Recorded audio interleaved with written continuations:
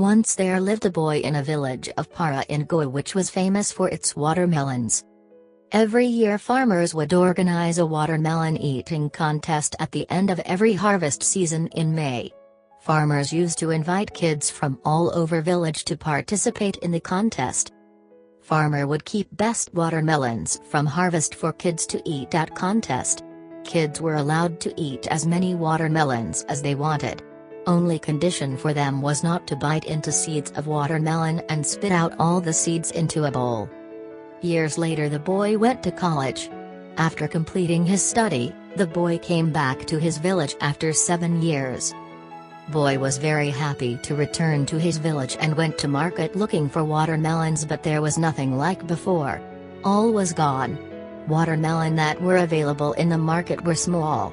Boy came to know that contest was still held, but things were changed now. Whole farming and contest things were now handled by farmer's son. Farmer's son held contest even now, but there was small difference.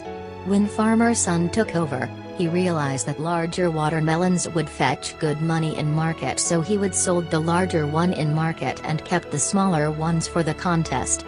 This same thing continued for year after year, and at last best watermelons were finished from the village. What went wrong? How did this changed? Previously, when contest was held, best watermelons were kept for kids to eat and seeds collected in bowls would be used for next harvest of watermelon. This way farmers would get best seeds from next year harvest of watermelons. It would yield even bigger watermelon next year.